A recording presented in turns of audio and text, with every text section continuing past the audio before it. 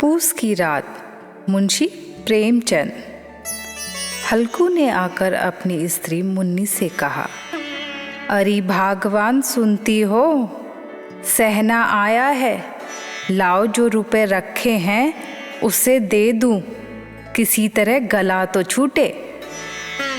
मुन्नी झाड़ू लगा रही थी, पीछे फिरकर बोली, 3 ही रुपए हैं, दे दोगे तो कंबल कहाँ से आवेगा? माघ पूस की रात हार में कैसे कटेगी? उससे कह दो फसल पर दे देंगे, अभी नहीं देंगे। हल्कू एक क्षण अनिश्चित दशा में खड़ा रहा। पूस सिर पर आ गया। कंबल के बिना खेतों में रात को वह किसी तरह सो नहीं सकता था, मगर सहना मानेगा नहीं, घुड़कियाँ जमावेगा, गालियाँ देगा। उसकी बला से जाड़ों में मरेंगे, बला तो सिर से टल जाएगी। यह सोचता हुआ वह अपना भारी भरकम शरीर लिए हुए मुन्नी के समीप आ गया और खुशामद करके बोला, अरे रुपए दे देना, पीछा तो छूटे, कंबल के लिए कोई दूसरा उपाय सोचूंगा। मुन्नी उसके पास से दूर हट गई और आंखें तरेरती हुई बोली, कर चुके दूसरा उपाय? जरा सुनूं तो कौन सा उपाय करोगे? कोई खैरात दे देगा कंबल? न जाने कितने बाकी हैं जो किसी तरह चुकने ही नहीं आते।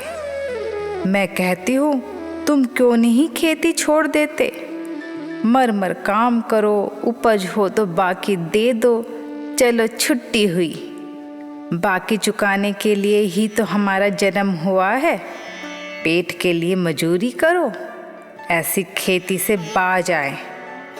कह देती हूँ मैं रुपए न दूंगी रुपए।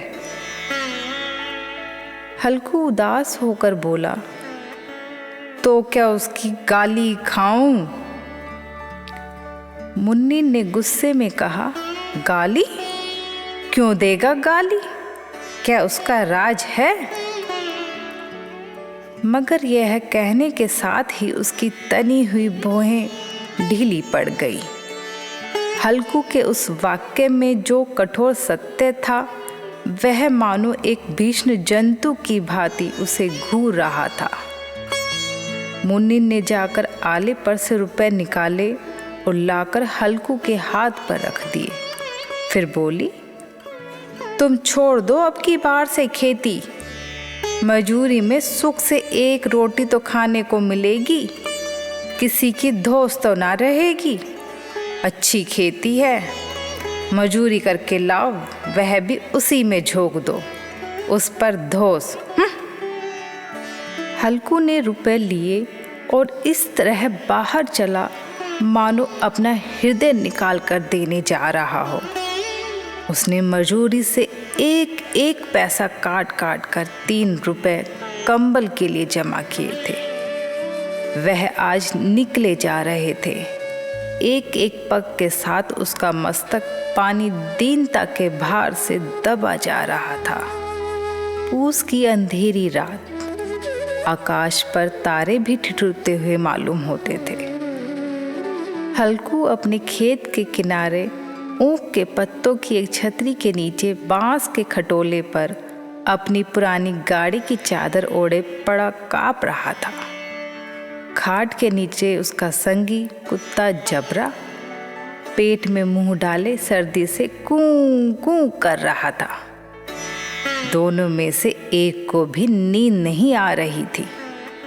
हल्कू ने घुटनों को गर्दन में चिपकाते हुए कहा, क्यों जबरा, जाड़ा लगता है? कहता तो था घर में पुआल पर लेटा रहे। तू भी यहाँ क्या लेने आया था? अब खा ठंड, मैं क्या करूं? जानते थे मैं यहाँ हलवा पूरी खाने आ रहा हूँ, दौड़े दौड़े आगे आगे चले आए। अब रो नानी के नाम को। कल से मत आना मेरे साथ, नहीं तो ठंडे हो जाओगे। ये राड पछवा न जाने कहाँ से बर्फ लिए आ रही है। उठूं फिर एक चिलम भरूं, किसी तरह रात तो कटे। 8 चिलम तो पी चुका हूँ, यह खेती का मजा है। और एक एक भागवान ऐसे पड़े हैं जिनके पास जाड़ा आए तो गर्मी से घबरा कर भागे। मोटे मोटे गद्दे, लिहाफ, कंबल, मजाल है जाड़े का गुजर हो जाए। तकदीर की खूबी है, मजूरी हम करें, मजा दूसरे लूटे। हल्कू उठा, गड्ढे में से जरा सी आग निकालकर चिलम भरी। जबरा भी उठ बैठा। हल्कू ने चिलम पीते हुए जबरा से कहा, पिएगा चिलम? जाड़ा तो क्या जाता है, हाँ जरा मन बदल जाता है। आज और जाड़ा खा ले जब्बर, कल से मैं यहाँ पुआल बिछा दूंगा तेरे लिए, उसी में घुस कर बैठना, तब जाड़ा न लगेगा। जबरा ने अपने पंजे उसके घुटनों पर रख दिए और उसके मुंह के पास अपना मुंह ले गया। हल्कू को उसकी गर्म सांस लगी। चिलम पीकर हल्कू फिर लेटा और निश्चय कर लेटा कि चाहे कुछ हो अब कि सो जाऊंगा। पर एक ही क्षण में उसके हृदय में कंपन होने लगा।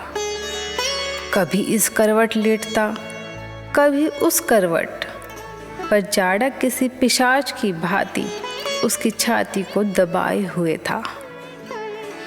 जब किसी तरह न रहा गया, उसने जबरा को धीरे से उठाया और उसके सिर को थपथपाकर उसे अपनी गोद में सुला लिया। कुत्ते की देह से जाने कैसी दुर्गंध आ रही थी, पर वह उसे अपनी गोद से चिपटाए हुए ऐसे सुख का अनुभव कर रहा था जो इधर महीनों से उसे न मिला था। जबरा शायद यह समझ रहा था कि स्वर्ग यही है। हल्कू की आत्मा में तो उस कुत्ते के प्रति घृणा की गंध तक न थी। अपने किसी अभिन्न मित्र या भाई को भी वह इतनी ही तत्परता से गले लगाता। वह अपनी दीनता से आहत न था जिसने आज उसे इस दशा में पहुंचा दिया। इस अनोखी मैत्री ने जैसे उसकी आत्मा के सब द्वार खोल दिए थे और उनका एक एक अणु प्रकाश से चमक रहा था। सहसा जबरा ने किसी जानवर की आहट सुनी। वह झटपट उठा और छपरी से बाहर आकर भौंकने लगा। हल्कू ने उसे कई बार चुमकार कर बुलाया, पर वह उसके पास न आया। खेत में चारों तरफ दौड़ दौड़ कर भौंकता रहा। एक क्षण के लिए आ भी जाता तो तुरंत ही फिर दौड़ता। कर्तव्य उसके हृदय में अरमान की भांति ही उछल रहा था। 1 घंटा और गुजर गया। रात ने शीत को हवा से धधकाना शुरू किया। हल्कू उठ बैठा, दोनों घुटनों को छाती से मिलाकर सिर को उसमें छिपा लिया। फिर भी ठंड कम न हुई। ऐसा जान पड़ता था सारा रक्त जम गया है धमनियों में। रक्त की जगह हिम बह रही है। उसने झुककर आकाश की ओर देखा कि अभी रात कितनी बाकी है। सप्तऋषि अभी आकाश में आधे भी नहीं चढ़े थे। ऊपर आ जाएंगे तब कहीं सवेरा होगा। अभी पहर से ऊपर रात है। हल्कू के खेत से कोई एक गोली के टप्पे पर आमों का एक बाग था। पतझड़ शुरू हो चुकी थी। बाग में पत्तियों का ढेर लगा हुआ था। उसने पास के अरहर के खेत में जाकर कई पौधे उखाड़ लिए और उनका एक झाड़ू बनाकर हाथ में सुलगता हुआ ऊपला लिए बगीचे की तरफ चला। जबरा ने उसे आते देखा तो पास आया और दुम हिलाने लगा। हल्कू ने कहा, अब तो नहीं रहा जाता जबरू, चलो बगीचे में पत्तियां बटोर कर तापे, टोटे हो जाएंगे तो फिर आकर सोएंगे, अभी तो बहुत रात है। बगीचे में खूब अंधेरा छाया हुआ था और अंधकार में निर्दयी पवन पत्तियों को कुचलता हुआ चला जाता था। वृक्षों से ओस की बूंदें टप टप नीचे टपक रही थी। एकाएक एक झोंका मेहंदी के फूलों की खुशबू लिए हुए आया। हल्कू ने कहा, कैसी अच्छी महक आई जबरू, तुम्हारी नाक में भी तो सुगंध आ रही है। कहता हुआ हल्कू ने आग जमीन पर रख दी और पत्तियां इकट्ठी करने लगा। हाथ ठिठुरे जाते थे, नंगे पांव गले जाते थे और वह पत्तियों का पहाड़ खड़ा कर रहा था, जैसे इसी अलाव में वह ठंड को जलाकर भस्म कर देगा। थोड़ी देर में अलाव जल उठा। उसकी लो ऊपर वाले वृक्षों की पत्तियों को छू छू कर भागने लगी। उस अस्थिर प्रकाश में बगीचे के विशाल वृक्ष ऐसे मालूम होते थे मानो उस अथाह अंधकार को अपने सिरों पर संभाले हुए हों। अंधकार के उस अनंत सागर में यह प्रकाश एक नौका के समान हिलता मचलता हुआ जान पड़ता था। हल्कू अलाव के सामने बैठा आग ताप रहा था। एक क्षण में उसने चादर उतार कर बगल में रख दी और दोनों पांव फैला दिए, मानो ठंड को ललकार रहा हो, तेरे जी में आए सो कर। ठंड की असीम शक्ति पर विजय पाकर वह विजय गर्व को हृदय में छिपा न सकता था। उसने जबरा से कहा, क्यों जब्बर, अब ठंड नहीं लग रही है? जब्बर कूं कूं करके मानो कह रहा हो, अब क्या ठंड लगती ही रहेगी? पहले से यह उपाय न सूझा, नहीं तो इतनी ठंड क्यों खाते? हल्कू ने कहा, अच्छा आओ जब्बर, इस अलाव को कूद कर पार करें, देखे कौन निकल जाता है। अगर जल गए ना बच्चा तो मैं दवा न करूँगा, और हाँ, मुन्नी से कल न कह देना, नहीं तो लड़ाई करेगी। यह कहता हुआ वह उछला और उस अलाव के ऊपर से साफ निकल गया। पैरों में जरा लपट लगी, पर वह कोई बात न थी। जबरा आग के गिर्द घूमकर उसके पास आ खड़ा हुआ। हल्कू ने कहा, चलो चलो, यह सही नहीं है, ऊपर से कूद कर आओ। वह फिर कूदा और अलाव के इस पार आ गया। पत्तियां जल चुकी थी, बगीचे में फिर अंधेरा छा गया था।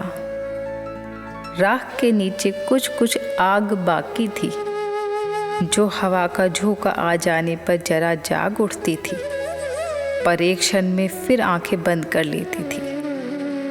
हल्कू ने फिर चादर ओढ़ ली और गरम राख के पास बैठा हुआ एक गीत गुनगुनाने लगा। उसके बदन में गर्मी आ गई थी। जबरा जोर से भौंक कर खेत की ओर भागा। हल्कू को ऐसा मालूम हुआ कि जानवरों का एक झुंड खेत में आया है। शायद नील गायों का झुंड था। उनके कूदने दौड़ने की आवाज़ें साफ कान में आ रही थी। फिर ऐसा मालूम हुआ कि खेत में चर रही हैं। उनके चबाने की आवाज़ें चरचर सुनाई देने लगी। हल्कू ने दिल में कहा, नहीं, जबरा के होते कोई जानवर खेत में नहीं आ सकता, नोच ही डालेगा। मुझे यूं ही भ्रम हो रहा है। कहाँ?